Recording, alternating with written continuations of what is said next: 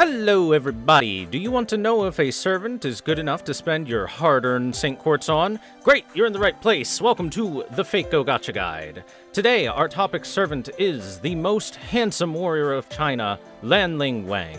We'll be covering all the points you see here on screen. So, to jump in, we're going to start off with whether I think this servant is worth rolling for or not first. So, in my personal opinion, Lanling Wang is good. He is quite good, even. He is an arts-focused support that does quite well in challenge quests. He excels in any fights against riders where casters are easily killed, and you need a different class of support to try and make your way through that kind of fight. And of course, because he is an arts-focused support, he does quite well in lasting long for really long challenge quests. So let's head on to his stats and learn why he's so good for this. So, Lanling Wang is a 4-star Saber-class servant, meaning he is strong against Lancers and weak to Archers. He has 9,112 attack at level 80. This is about average across all 4-star servants' attack stats. And his HP at level 80 is 12,625, which is rather high across all 4-star servants' attack HP stats, with only a handful of 4-stars outdoing him in HP. As for his hidden stats, we see that his NP gain on hit is 0.65%, nicely above average. His cards have 3 hits on the quick, 3 hits on the arts, 2 hits on the buster, and 5 on the extra attack. So, pretty below average hit counts overall for a modern servant, which means that taking advantage of that above average NP charge per hit isn't going to have as much of an effect as we would hope for. But what he does have is he has a 98 in his star absorption priority, which is around the middle, around the average. Not too high, not too low. Kind of wish it was a little lower as a support, but it's actually pretty much in line with most supports about where it's going to be. His star creation rate is 10.2%. Again, pretty darn average. And overall, his stats come out to become a little above average. Most things average, with a couple things to bump it up a little bit past that. Nothing stands out as extremely good or bad, so he doesn't fail in anything, doesn't really excel in anything either, in terms of just his stats. Moving on to his deck and NP, his deck contains 2 arts cards, 1 quick card, and 2 buster cards, our standard 2-1-2 deck setup. His noble phantasm, Lanling Wang Rujen Shu, Isamashiki wa kamen no mono, onyo kenbi no ryo nari. March of Prince of Lanling. That's a freaking mouthful. It is an AoE Arts Noble Phantasm. It is support focused, so it does not deal any damage. Instead, it will reduce all enemies' MP gauge by 1. It will reduce all enemies' critical attack chance by 20% for 3 turns. It will reduce the party's damage taken for 3 turns based on your MP level between 500 and 1500. And finally, based on your overcharge, increase the party's attack for 3 turns between 30% and 50%. Overall, this is a pretty good MP, decent mix of defense and offense, a little bit more defense focused than offensive. The damage reduction itself is actually extremely poor at low levels. 500 is basically nothing. At MP 5, it's okay. 1500 actually helps.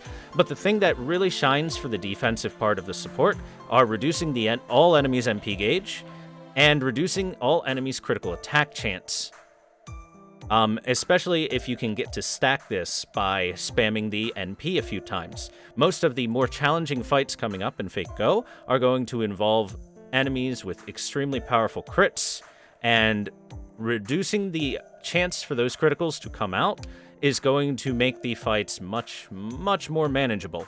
It's going to be the difference between taking like 15,000 damage and taking like 2,000 damage. Very helpful to have that critical attack chance down tied to his MP. As he is an arts-focused servant, it's pretty easy to get MP spam going when you set him up with his teammates. Moving on to his passives, he has Magic Resistance C for debuff resistance up by 15%, and Riding A for quick performance up by 10%. Overall, these passives are pretty poor. Not that good for Prince Lanling. The magic resistance passives I'm never a big fan of, and while Riding is a good passive, he only has 1 quick card, so it kind of falls flat for him. Moving on to his skills, first off, we have Beauty Concealing Mask. This gives him invincibility for 2 hits that lasts for 3 turns, and increases the party's attack for 3 turns between 10 to 20% based on level. This is a standard charisma buff with a nice bonus for himself with that invincibility. It's like almost like an improved upon protection from arrows skill due to that. And because it's on a relatively low cooldown, it can have a relatively high uptime for those invincibility hits, making him very tanky during long fights. Next, we have his second skill, Vigorous Like the Breaking Bamboo, a very artsy name. This is an ally NP charge between 10 to 20%, and it comes with an increased success buff rate for that turn between 20 to 40%. This is honestly a pathetically weak NP charge, especially for a support-focused servant.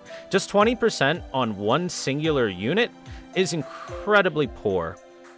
Most servants that are support-focused have AoE NP charges for the whole team, or if they are single target, have upwards of 30 to 50% on their NP charge. So having just 20% at max is quite weak.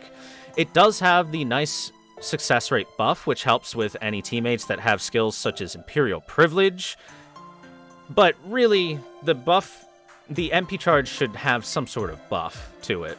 20% is just too low for a single target MP charge. Finally, we have his third skill, Demonic Face. This increases the party's arts performance for 3 turns between 10 to 20%, very simple, and then has a 60% chance to increase the party's critical star generation for 3 turns and critical damage rate for 3 turns between 30 to 50%. Both of those RNG skills have their own unique rolls to them, so you can get one to hit and one might miss. What is nice is that his second skill, if he uses it on himself, synergizes with the third skill, bringing these up to a 100% chance to proc at a fully leveled second skill. And it's pretty common that you're going to want to do that because these buffs are nice. The star rate and crit damage up are very strong. With these skills all together, we can see he has very competent support skills overall for the whole party. The weakest point being that the NP charge is just incredibly lackluster for a full support-focused unit. Otherwise, his skills work well together, and he has a lot of help for any arts-focused team. So what materials do we need to max out these skills? Fortunately, Lanling WANG overall has some pretty cheap material costs. These are not the material costs. Let me fix that. Oh boy. Live foibles. Bam, fixed it. Done. Good. Wonderful. All right. So these are Lanling WANG's material costs. The last ones were Zhang Yu's for some reason.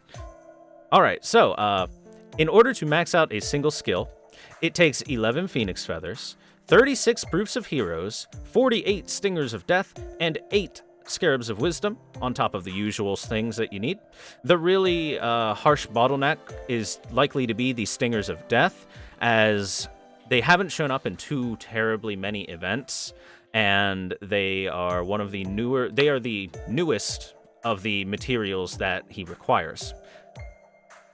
On top of that, most servants that require them require a fair bit of them. So if you've had any other servants that need them, you might be running low. It can certainly be a bottleneck, which can stop the level 8 to 9 because of the 36 cost for people. But overall, this is not too bad. To max out all of his skills 10 to 10, we need 33 Phoenix Feathers, 108 Proofs of Heroes, 144 Stingers, and 24 Scarabs. So how does Lanling WANG stack up against his competition? As a 4-star Saber, that is focused on supporting the team, his main competition is Chevalier d'Eon. But I'm also going to mention the other 4-star main supports, Mash Light, Medea Lily, Iris Veal, Chiron, Helena Blavatsky, and finally, Thomas Edison. So, against Chevalier d'Eon, who is his straight 1-to-1 comparison, I think Lanling WANG is overall a much, much better servant for supporting. Chevalier d'Eon exceeds in taking the tank route and taking a taunt to help out the teammates, but otherwise he falls flat in pretty much every other area.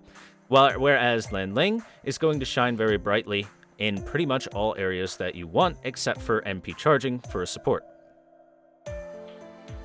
As for the other 4 stars compared to him, in general, they're going to have trouble keeping up with Lanling as well, with the exceptions of Mash and Keiron, who are both very good, and honestly, Mash is the best 4-star support in the game in her original form.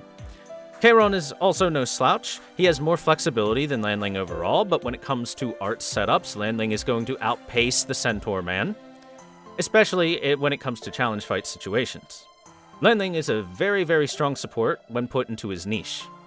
And the other servants, Medea, Irisfeel, Helena, and Edison, are all going to fall by the wayside compared to him. So, if you roll for Lanling, which skill should you prioritize in leveling? I'm going to suggest the second skill first. It is an MP charge, even if it is weak, but more importantly, it increases the odds of his 3rd skill succeeded on all buffs, even going to a 100% success rate, and his 3rd skill has good buffs, which is why his 3rd skill is the next skill to focus on maxing out.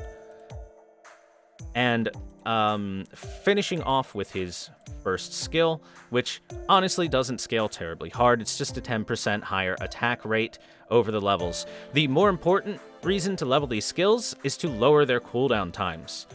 Because Lanling is generally going to be used in and specialize in challenge fights, you want to get his cooldown timers as low as possible so you can get his skills off as often as possible over the course of the fight. As for raising his skills, you're pretty much going to want to max every single one of them. They all, again, those cooldown timers are really important. The 2nd and 3rd skills scale very well with each other.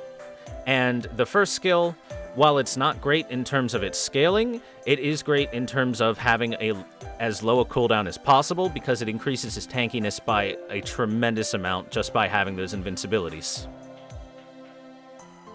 Now, as for craft essences to equip this man with, as always, if you want to just get a quick NP off, but I can't imagine why you would, Kaleidoscope and Imaginary Element fit the bill. As a support, though, he has quite a bit of flexibility in what you can equip him with, but we mostly want to try to get his MP off pretty often, support star generation for the team, or have arts up so that he can continuously provide some minor chip damage and get his MP off, like I said before. Bearing that in mind, Prismacosmos is an incredibly powerful CE for him. It gives 8% or 10% at max limit break NP charge per turn at the end of each turn. Fragment of 2030 is a good CE, as it gives 8 or 10 at max limit break crit stars per turn at the end of each turn. And finally, over here we have one of the few servants with a pretty respectable Bond 10 CE that works quite well on him. So, Lanling Wang's Bond 10 CE, My Mask, My Poison Cup of Alcohol, is a fine choice as it provides the entire team with a 10% arts performance up, a 10% MP generation rate increase, all while he is on the field. Both things that we definitely want from him and would help out the whole of the team. Finally, there is a CE that will be coming out in several months called Annual General Meeting.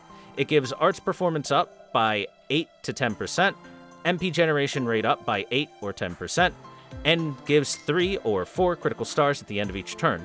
It provides a little bit of everything we want on Lanling Wang, so it is a very good choice as a CE when it comes out.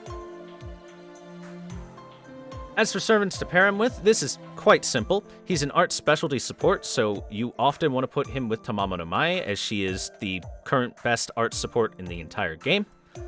And other than that, any arts-focused attacker is going to enjoy having Lanling at their side for his good support abilities and ability to buff their damage.